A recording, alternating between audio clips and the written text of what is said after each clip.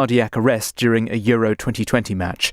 The weather: thunderstorms in the south and east, sunny spells and showers elsewhere, a high of 24 degrees.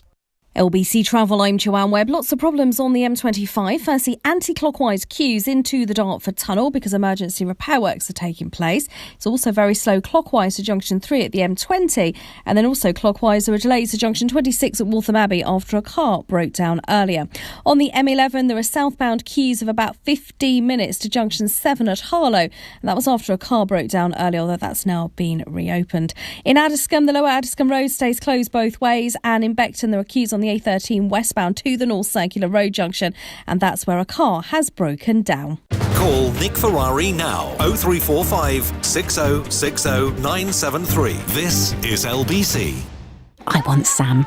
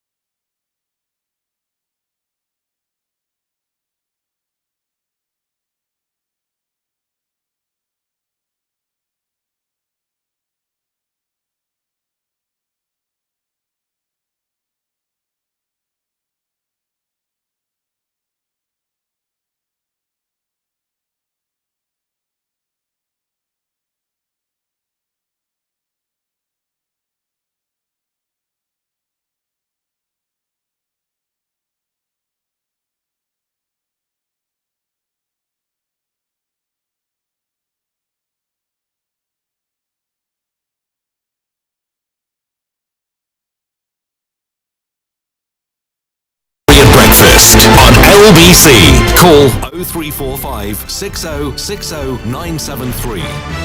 We will come back to our conversation concerning that police officer in just a moment, but to another story. Now, imagine you were listening to an LBC News bulletin and it went something along the lines of this. Good morning, it's 20 minutes past 9 on the 25th of November, 11:20. The King's only legitimate heir has perished in the worst maritime disaster England has ever seen. Experts are saying 20 years of bloody civil war could ensue in a Game of Thrones clash of factions. Now, I know, Game of Thrones wasn't invented at that time and I've stretched it a little bit. But that effectively is the reality behind the book, the author of whom I'm about to speak. Earl, or Charles Spencer, journalist, broadcaster, and author of The White Ship. I'll be giving you all the details you need. Conquest, Anarchy, and the Wrecking of Henry I's Dream. And if I may call you that, Charles, you join me now. Can I call you Charles? I don't want to cause any offence. Good morning. No, Nick, let's keep it very simple. Yeah, and what a great introduction. I've been interviewed a bit recently, but nobody's gone to that trouble to build up the drama, so thank you. Not at all. Well, you're obviously good at what you do, Charles, because you had a Book of the Year prior for both The Guardian and the Daily Mail. So whatever you write, you've certainly got a good tone. How do you do it? That is a foot in two camps, isn't it? Because what I do, a very long time ago, I used to work in TV. You did? Actually, briefly, I worked at LBC, actually filling in a bit as well, a very long time ago. But I might have a holiday in August if you're interested, Charles. I'll put a word in. I remember the pay wasn't great, but it was fun. Nothing's changed. But I think I was brought up to write to picture. So when I then transferred to writing history books, whenever it was, in the late 90s, I decided, look, obviously I've got to keep the facts straight because this is non-fiction, not fiction. But there's no reason to make a history book dull. And so with The White Ship, it's typical of what I try and write, which is grabbing a moment of huge impact from long ago and then bringing that period to life through that prism, I guess. I've had a look at, and I've read earlier, you've had Book of the Year 2020. You have a body of work now in your historical writing. I'd love to get alongside your history teachers back at school. I would imagine it's probably one of the better schools in the country. What would they have said of young Spencer if they'd been told, well, actually, he'll be an award-winning historical author? Take me back to your history teacher. Was there a teacher who set it alight for you, Charles? There was one, a fantastic man called Michael Kidson, who was deeply eccentric in a way that wouldn't be tolerated in the more bland regimes we see today. And I bumped into him in 2004, and I bumped into him in the street, still called him sir, even though I'd left school a long time before. And he said, "What are you up to?" And I said, he was walking through St. James's in London, by the way, with two spaniels, which gives you an idea, without a lead. And I said, "Well, actually, you won't believe it, sir, but I've just had a Sunday Times bestseller in history." And he went, "What was it on?" And I said, "The Battle of Blenheim." He went, "What a bloody boring period that is." So that was that we know how they would have reacted.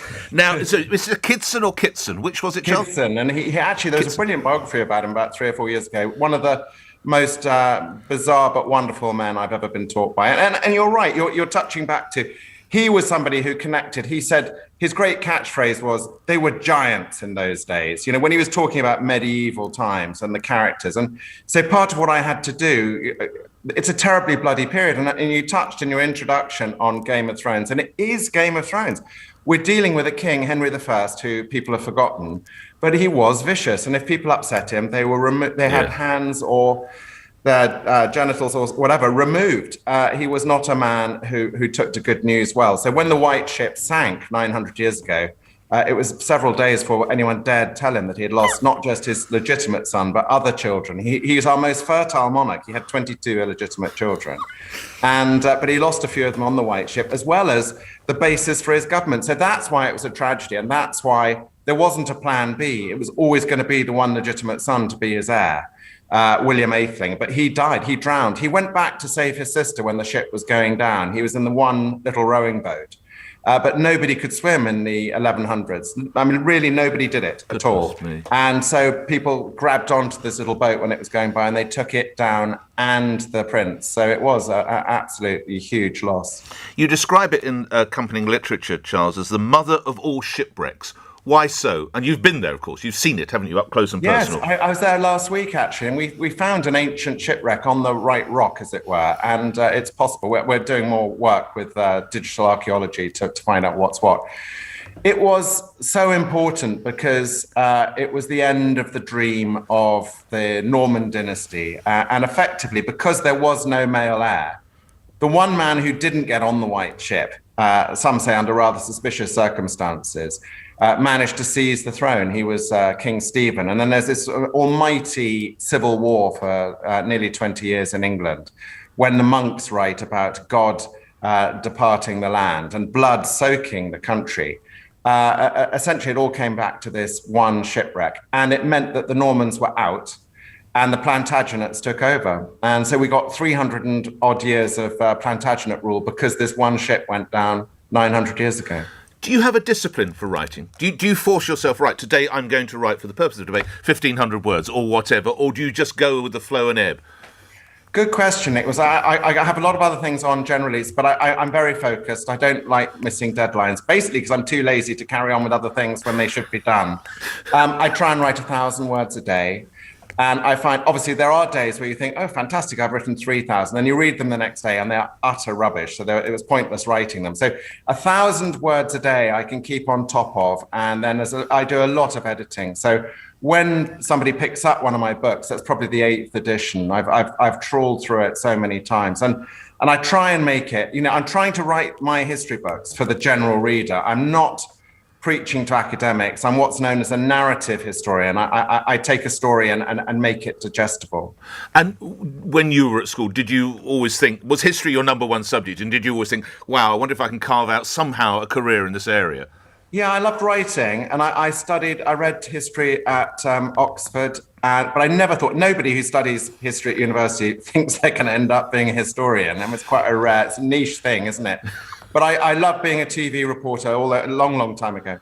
And the writing side of it was something that I particularly loved. So morphing from a TV presence into somebody writing more substantial work was an easy process, and I really enjoy it. Actually, I get a lot out of it. You mentioned TV twice. Something such as this, and the way you're selling this book, would have TV adaptation or possibly movie adaptation. I would have thought as a possibility. Knock me back if I'm totally wrong. Is there any interest, Charles? Yes, there is. I mean, it hasn't come out in the States yet. It comes out in October. We've already had two lots of people from Hollywood trying to get it.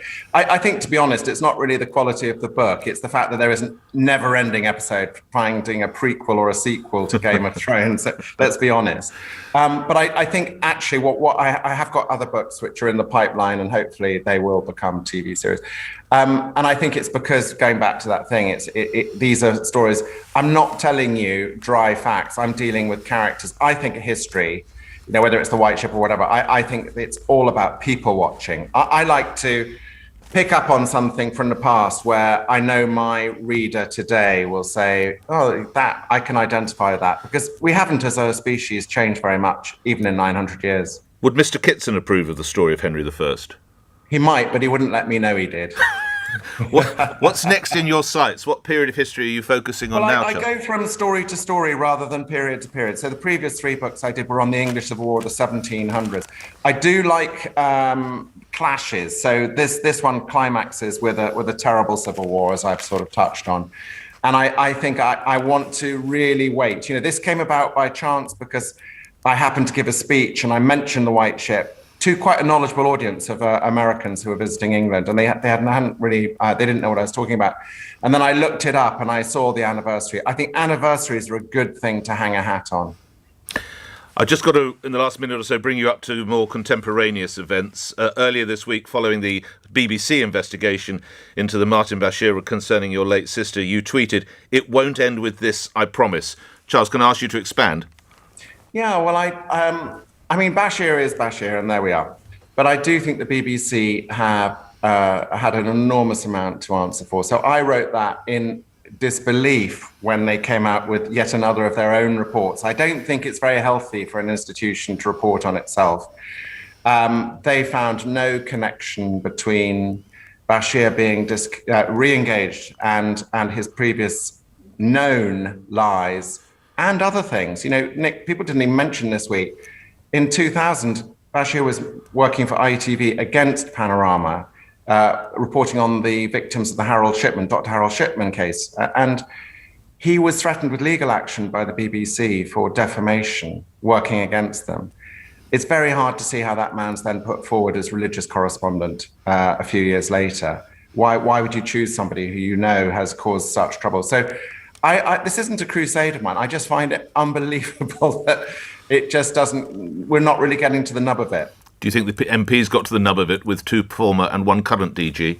They were very good. I was really impressed with the MPs. I mean, look, to give the MPs their due, they knew what they were talking about and they asked the right questions and they shone a light where it needed to be shone. And so, of course, my tweet, which you referred to, was before that examination. So I think that was brilliant because it made people look very silly, and hopefully there's some shame going around.